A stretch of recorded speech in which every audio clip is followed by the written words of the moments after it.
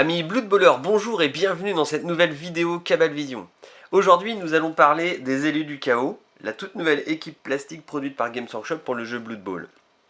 Vous avez devant vous l'intégralité de la boîte, à savoir 12 figurines, des marqueurs de jeu ainsi que des ballons spéciaux, dont les règles sont disponibles dans le White Dwarf de ce mois-ci et qui ne manqueront pas d'être publiés dans les prochains, soit Spike, soit Almanac qui pourrait être amené à venir. Alors, penchons-nous sur le sujet plus précisément. Parmi les 12 joueurs que vous voyez, il y a 4 bloqueurs élus du chaos et 8 beastmen, des hommes bêtes, qu'on appellera les biquettes. C'est cool, puisque comme les nains avant eux, c'est une équipe que vous n'aurez acheté qu'une fois si vous voulez avoir tous les positionnels, puisqu'une équipe du chaos se compose soit de 0,4 bloqueurs, 0,16 beastmen runners, et un Minotaur éventuellement si vous souhaitez commander cette figurine qui n'est disponible que chez Forge World. Donc le Big Guy, je n'en parlerai pas aujourd'hui, je ne parlerai que des joueurs disponibles dans la boîte plastique. Alors parlons des bloqueurs. Les bloqueurs, donc c'est votre choix principal, vous pouvez en recruter jusqu'à 4, ils valent 100 000 pièces d'or. Alors c'est cher, oui, mais ils ont 5 de mouvement, 4 de force, 3 d'agilité, 9 d'armure, aucune compétence. Alors, 5 de mouvement c'est assez peu, 4 de force c'est plutôt bien effectivement, puisqu'ils vont pouvoir gérer en duel contre n'importe quel autre joueur qui aurait 3 de force. 3 d'agilité c'est surprenant mais c'est assez agréable parce que vous pourrez en faire des porteurs de balles, et donc un porteur de balles avec 4 de force ça peut être sympa pour réussir à progresser sans se faire arrêter. 9 d'armure, c'est plutôt cool, ça évite de se faire blesser facilement.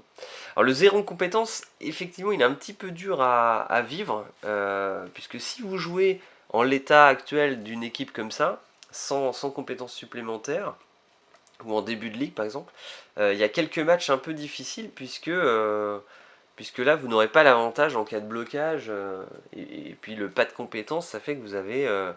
voilà, vous, vous en remettez au jet de dés, donc à vous d'optimiser vos jets de dés justement pour peut-être en avoir 3 avec des soutiens ou au moins acheter quelques relances pour pouvoir pallier à ça. Alors l'avantage des bloqueurs, c'est qu'ils vont avoir effectivement général force en compétences accessibles et mutation, ce qui permet après de vraiment leur donner la physionomie que vous avez envie pour votre équipe équipée, on va dire. Les Beastmen, quant à eux, valent 60 000 pièces d'or, ont 6 de mouvement, 3 de force, 3 d'agilité, 8 d'armure. Donc ce sont des joueurs moyens, vous voyez, dans le profil. Et ils ont Corne. Alors Corne, c'est une compétence qui leur permet d'avoir un +1 en force quand ils blitzent. Et donc assez étonnamment, je pense que quand on joue avec une équipe pure comme ça, sans compétences, vous allez souvent plus blitzer avec vos chèvres là plutôt qu'avec vos bloqueurs, dans le sens où eux, ils seront un peu empêtrés dans les corps à corps et vous allez pouvoir donner du force 4 un peu à l'endroit où vous voulez sur le plateau de jeu, dans le sens où elles ont cornes et que vous allez pouvoir justement taper fort à un endroit où l'adversaire ne s'attend pas forcément, ou du moins ça va le forcer lui à se défendre de manière assez uniforme partout. Elles ont accès également à Général Force et Mutation comme compétence, ce qui est assez cool pour des trois quarts. C'est assez rare d'avoir force. Que puis-je dire de plus? Donc bah voilà, si résumons, cette équipe elle est assez chouette, elle est assez chouette dans ses capacités de développement. Après, en l'état des choses comme ça peut être un peu chaud pour des jeunes joueurs parce que voilà, vous n'avez pas de compétences. C'est pas une équipe évidente à jouer, elle est assez lente, elle peut se faire déborder, donc à vous de voir si elle vous plaît. Je pense qu'après ça peut être sympa de les jouer en ligue ou à des matchs à 1 100 000, 1 200 000 où chacun peut démarrer avec un certain nombre de compétences distribuées. Et là du coup le défi tactique sera plus intéressant et vous pourrez monter des joueurs assez agréables à jouer.